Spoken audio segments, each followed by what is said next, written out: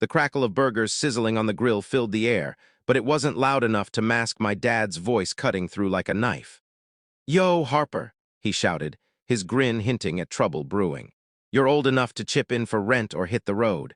This ain't a free ride. Oh, and drop a comment below. Let us know where you're from and what city you're tuning in from. After you read this whole thing, tell us in the comments what you'd do in my shoes. Be real, we check every comment. Let's dive in." The laughter that followed wasn't just his. It spilled from my stepmom, Karen, and my younger half-brother, Ethan, who kicked back in his chair, cracking open another soda like he'd just heard the punchline of the year. My fingers tightened around the paper plate I held, its edges buckling under my grip. It wasn't just what he said, it was when he said it. Right in front of the whole family, with neighbors milling around the backyard, acting like they didn't hear. He wanted them to hear. He wanted me embarrassed. I set the plate down carefully on the folding table, forcing my voice to stay even. "Dad, I've been covering half the bills for years." His face twisted into that fake, over-the-top shrug he used to mock me. "That's just how it works, kid. Don't like it? Find somewhere else to crash." Ethan snorted quietly. "Yeah, good luck with that." The air grew thick with the smell of charred meat and something heavier, resentment, betrayal. I could feel the neighbors' eyes on me from across the lawn. They all expected me to stay silent, maybe cry in my room later. Not this time. I stepped closer to him, close enough to see the grill's flames glint off his smug grin. "Fine," I said, my voice quiet but razor-sharp. "You want me out? Done." He chuckled, waving his spatula like I was some annoying bug. "Oh yeah, where you gonna go? Back to that dumpy apartment you couldn't afford?" The rest of the night blurred into strained smiles and hushed gossip. But in my head, plans were locking into place. He had no idea what I'd been quietly working on for months. He didn't know I'd just picked up the keys to my own place. By the time the barbecue wrapped up, I'd decided. If he wanted me gone, I'd go all the way. And I'd take more than just my stuff. I'd take the control he thought he owned. The next morning, I packed the last box into my car. My hands trembled, not from sadness, but from the thrill of what was coming. I drove to my new home, a cozy two-story with white siding and a wide front porch. The air felt cleaner here. By midday, I had the deed in my name sitting on the kitchen counter. I shot a quick text to my dad. "I'm out. The bills are on you now." It didn't take long. Within an hour, my phone buzzed with his call. I let it ring, then Karen called. I ignored that too. By evening, I heard a truck pull up outside my new place. Through the window, I saw my dad climb out, his face pale, his jaw clenched. Karen followed, looking like she'd bitten into a lemon. I stepped onto the porch and he stopped at the bottom of the steps.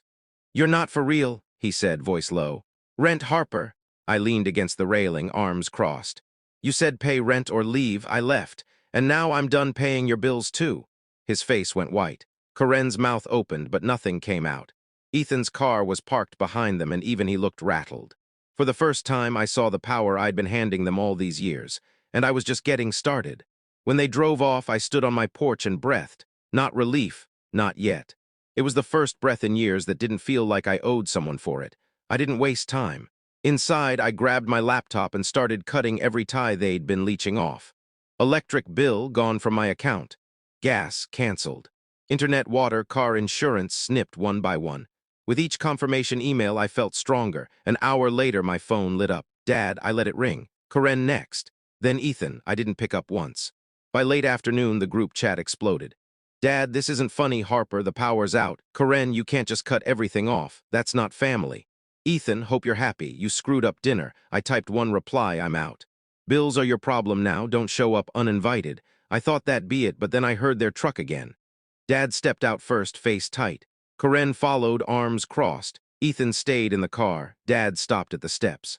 "Enough with the games. Turn the accounts back on for a week while we sort this out." I held his gaze. "No, you've taken half my paycheck for years. You made it clear last night. You want me gone, I'm gone." "So's my money." Karen let out a sharp laugh. "Wow, ice cold." "No," I said, stepping closer.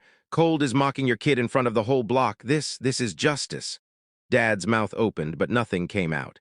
For the first time, I saw something new in him, uncertainty. I turned back to the porch. "You'll figure it out just like I did."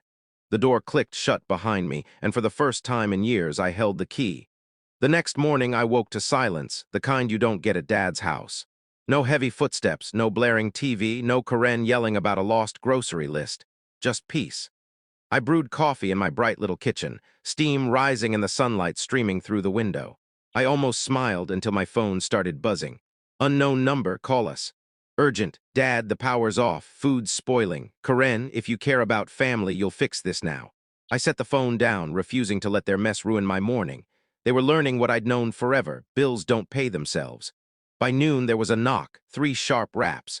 The camera showed Karen, sunglasses hiding half her face. I cracked the door. What? Her smile was fake, brittle. We need the car insurance in your name for a few more days. Ethan's got a job interview. I shook my head. I already transferred it to my address. It's my policy. If Ethan's driving, he needs his own. Her jaw twitched. You're punishing us. No, I said, leaning against the doorframe. I'm done being punished. She blinked, thrown by my calm. Your dad's furious. He's only like this because he's stressed. The shop closing. That shop shut down 3 years ago, I cut in. He's had 3 years to stop using me as a crutch. Her eyes narrowed. You'll regret this. Sooner than you think. I shut the door without a word. That night, while unpacking in my new living room, my phone pinged.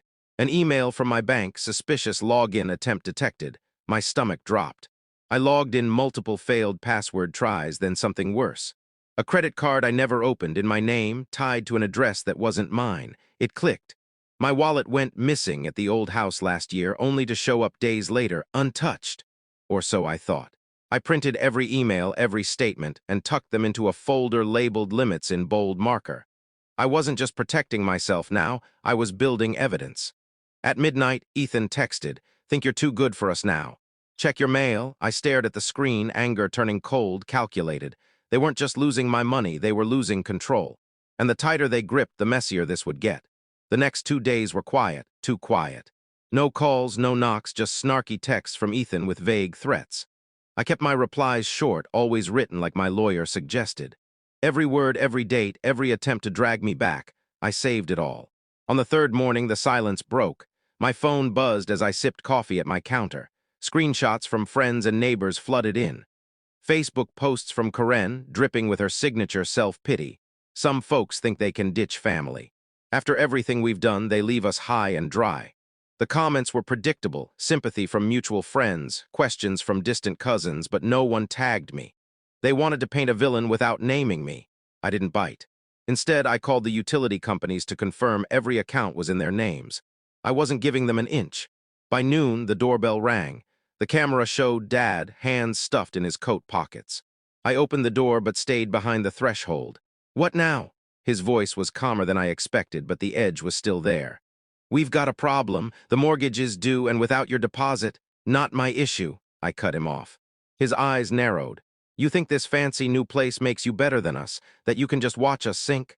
I laughed, short and bitter. You mean the responsibilities you shoved on me the second I got a job? The ones you never even asked about, just took. He stepped closer. You've been part of this family for years. You don't just ditch your duties overnight. I didn't flinch.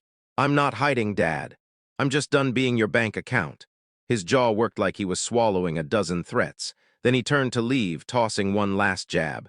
You'll regret this when you come crawling back. I shut the door, savoring the lock's click. Crawling back wasn't in my plans.